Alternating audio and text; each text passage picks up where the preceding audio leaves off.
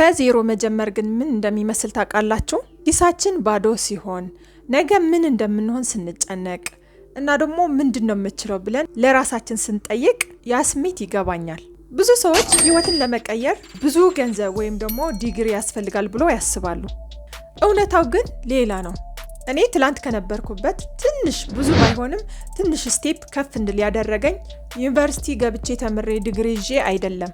በቀላሉ ሁሉም ሰው ሊማራቸው የሚችል ግን ደግሞ ህይወታችንን 180 ዲግሪ የሚቀይሩ ሶፍት ስኪልስ ወይም ደግሞ ውስጥ ክህሎቶች ስላዳበርኩ ብቻ ነው።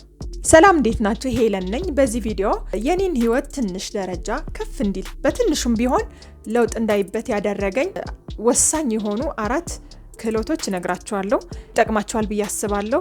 ሰብስክራይብ፣ ላይክ፣ ሼር ያደረጋችሁ ከኔ ጋር ቆዩ። አንደኛ ራስን መግለጽ ወይም ደግሞ ኢፌክቲቭ ኮሚኒኬሽን ነው። የመጀመሪያ ትልቁ ነገር መግባባት መቻል ነው። ይሄ ማለት ግን አፋችን ላይ የመጣ ነገር ሁሉም ዝም ብለን እናወራለን ማለት አይደለም። ራስን መግለጽ ወይም ደግሞ ኢፌክቲቭ ኮሚኒኬሽን ማለት ውስጣችን ያለው ሀሳብ ለሚያዳምጠን ሰው በቀላሉ እንዲረዳው አድርገን ስንናገር ነው። ይሄ ለምሳሌ እንበል አንድ ሰው ስራ ለመቀጠር ወደ ሆነ መስሪያ ቤት እየሄደ ነው እና ዝም ብሎ ገብቶ ስራ የለኝም እባካችሁ ስራ ስጡኝ ብሎ ከሚናገር ይልቅ እኔ እንደዚህ አይነት ክህሎት አለኝ፣ ስለዚህ ለእናንተ ድርጅት በዚህ መንገድ እንደዚህ ሰርቼ እንደዚህ ለውጥ ማምጣት እችላለሁ ብሎ ቢናገር ልዩነቱ የሰማይና የምድር ነው። እና ይሄ የኮሚኒኬሽን ስኪል እንዴት ማዳበር እንችላለን ካልን ደግሞ አንደኛና መሰረታዊ ነገር ብዙ ተናጋሪ ከመሆን ይልቅ አድማጭ መሆን ይቀድማል። ብዙ ስናዳምጥ ብዙ ኢንፎርሜሽን እንሰበስባለን። ከዛ በኋላ እኛም በኮንፊደንስ መልስ መስጠት እንችላለን ማለት ነው። ሌላ ደግሞ መስማት ብቻ ሳይሆን መረዳት፣ ይሄ ሰው ምንድን ነው እያለ ያለው ብለን ማዳመጥ ብቻ ሳይሆን መረዳት መቻል አለብን። ሶስተኛ ደግሞ የኛ ተራ እስኪደርስ ድረስ ዝም ብለን መጠበቅ የለብንም። በመሃል ለምን፣ እንዴት ምናምን ብለን ስናወራ ይበልጥ እየተረዳ ነው እንደሆነ ይገባዋል ያንን ሰው ማለት ነው። ሌላ ደግሞ ቦዲ ላንጉጅ መጠቀም ነው። ቦዲ ላንጉጅ ስናወራ እጃችን መንቀሳቀስ፣ ማውራት፣ ቦዲ ላንጉጅ መጠቀም። ድምጻችንም ከፍ ማድረግ ባለብን ሰዓት ከፍ እናደርጋለን፣ ዝቅ እናደርጋለን። እንደሱ እያደረግን የኮሚኒኬሽን ስኪላችን እናሳድጋለን። ሌላ ደግሞ አይ ኮንታክት ነው ዋናውና ወሳኙ ነገር። ከሰዎች ጋር ስትነጋገሩ ቀጥታ አይ ኮንታክት ማድረግ አለባችሁ። ሰው እያወራችሁ ወይ እናንተ እያወራችሁ እንደዚህ እያላችሁ ካወራችሁ ግን ኮሚኒኬሽን ስኪላችሁ ልታሳድጉበት አትችሉም ማለት ነው። ኮንፊደንስ አይኖራችሁም።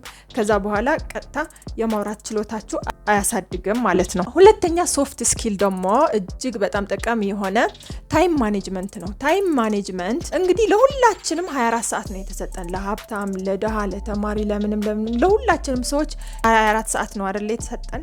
ግን ደግሞ ችግሩ ለጥሩ ነገር ሲሆን ጊዜ የለንም። ጎረቤት ጠርቶን ቡና ለመጠጣት ጊዜ አለን። ሰው አግኝተን ቆመን ስናወራ ለረጅም ሰዓት ስናወራ ጊዜ አለን። ቲክቶክ ለማየት ጊዜ አለን። ጸሎት ለማድረግ ጊዜ የለንም። ስፖርት ለመስራት ጊዜ የለንም። ራሳችንን አዳዲስ ነገሮች ለመማር ጊዜ የለንም። ይህ የሁላችንም ችግር ነው። ሁላችንም ከ4 ሰዓት በላይ ቲክቶክ ላይ እናሳልፋለን፣ ስክሮል እያደረግን ምናምን በማይረባ ነገር ማለት ነው። ይሄ ደግሞ ህይወታችን እንዳይቀየር ወደ ታች እንድንቀበር ያደርገናል። ምንም ለውጥ አይመጣም ህይወታችን ላይ ማለት ነው። ስለዚህ ታይም ማኔጅመንት በጣም አስፈላጊ ነው። እንዴት እናሻሽል፣ ታይም ማኔጅመንታችን እንዴት እናሻሽል የሚለው ደግሞ ለዚህ የሚረዳችሁ ኤአይ አለ። ሌላ ጊዜ ሰራላችኋለሁ። ግን ደግሞ እንደዚህ መጠቀም ትችላላችሁ። ጎግል ካላንደር መጠቀም ወይም ደግሞ ወረቀት ላይ መጻፍ።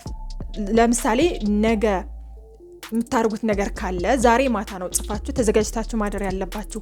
ነገ ከእንቅልፌ ተነስቼ ይሄ ነገር እሰራለሁ ብላችሁ ዝርዝር ትጽፋላችሁ። ከዛ ያንን ነገር ታረጋላችሁ ማለት ነው። የምትረሱት ነገር የለም። ከዛ ከሆነ ጊዜ በኋላ ራሳችሁን ስትመለከቱት ፕሮዳክቲቭ ትሆናላችሁ። በጣም ህይወታችሁ ይቀየራል። የምሬን ነው። ሶስተኛ ሶፍት ስኪል ደግሞ ችግር ፈጣሪ ሳይሆን ችግር ፈቺ መሆን መቻል አለብን። ሁላችንም ስለ ችግር እናወራለን። ኑሮ ተወደዋል፣ ስራ ጠፍቷል፣ ከስተመር ጠፍቷል፣ ድካም አለኝ ምናምን። ሁላችንም ችግር አለብን እና የዚህ ችግር መፍትሄ አካል ሆነን ከተገኘን እርግጠኛ ነኝ የምንፈልግበት ቦታ መድረስ እንችላለን። ብዙ ጊዜ አሸናፊ ሰዎች መብራት የለም ብሎ ካሰቡ ሌላ ምን መፍጠር እችላለሁ ብሎ ነው ማሰብ የሚጀምሩ። ለምሳሌ ብዙ ጎን ለጎን ከስራቸው ጎን ለጎን ዩቲዩብ የሚሰሩ ሰዎች አሉ፣ ኮንቴንት ክሬተሮች አሉ። እና እነዛ ኮንቴንት ክሬተሮች ቪዲዮአቸው ኤዲት የሚያደርግላቸው ሰው ይፈልጋሉ። እና እናንተም ጊዜያቸው እየቆጠባችሁ ነው፣ ችግራቸው እየፈታችሁ ነው፣ የነሱ ችግር እየፈታችሁ ነው። ስለዚህ እናንተም ገንዘብ መስራት ትችላላችሁ በዛ። ደግሞ በቪዲዮ ኤዲቲንግ ብቻ ሳይሆን በተለያዩ ነገር ፐርሰናል አሲስታንት ሆናችሁ መስራት ትችላላችሁ። ለምሳሌ ለሆነ መስሪያ ቤት ወይ ለሆነ ነገር መላላክ፣ ደብዳቤ ማድረስ፣ የሆነ ነገር ማድረስ፣ ጉዳይ ማስፈጸም፣ በቃ ለሆነ የተጨናነቀ ሰው መፍትሄ ስትሰጡት ይሄ ነው በቃ ችግር ፈታችሁ ማለት ነው። ይሄ ሶፍት ስኪል ይባላል። ማለት በቀላሉ የሰውን ችግር ነው እየፈታችሁ ያላችሁት። ስለዚህ የምትፈልጉበት ቦታ መድረስ ትችላላችሁ ይህንን ሶፍት ስኪል ካላችሁ ማለት ነው። አራተኛ በጣም ወሳኙ ነገር እርግጠኛ ነኝ ብዙ ቦታ ሰምታችሁታል ይህንን ቃል፣ ኮንሲስተንሲ ነው።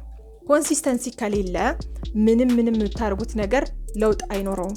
የሆነ ነገር ጀምረን በሳምንቱ እንዴት ለውጥ አላየሁም፣ ለምን እንዴት ነው ለውጥ ያላየሁበት ብላችሁ የምታስቡ ከሆነ ልክ አንድ ገበሬ ዛሬ እህሉን ዘርቶ ነገ ደግሞ ለማጨድ ሲዘጋጅ እንደማለት ነው። ባንዴ ለውጥ የሚባል ነገር የለም። ስለዚህ ኮንሲስተንሲ እና ትዕግስት በጣም አስፈላጊ ነገር ነው። ይህም በጣም ህይወታችሁ ላይ ይረዳችኋል ብዬ አስባለሁ። እንግዲህ ዛሬ ያየናቸው ሶፍት ስኪሎች 4 ናቸው። አንደኛ ኮሚኒኬሽን ስኪል፣ ሁለተኛ ደግሞ ታይም ማኔጅመንት፣ ሶስተኛ ደግሞ ችግርን መፍታት፣ አራተኛ ደግሞ ኮንሲስተንሲ ነበር። እነዚህ ነገሮች 4ቱም ነገሮች ህይወታችሁ ላይ አድ ካደረጋችሁ በእርግጠኝነት የምትፈልጉበት ቦታ ትደርሳላችሁ ማለት ነው። አይ ሆፕ የዛሬ ቪዲዮ አስተማሪ እንደነበረ ለሌሎች ሰዎች እንዲደርስ ላይክ፣ ሼር አትርሱ፣ ሰብስክራይብ ማድረግም አትርሱ። ቀጣይ በሌላ ጠቃሚ ቪዲዮ እስክመጣ ድረስ ሰላም ሁኑ።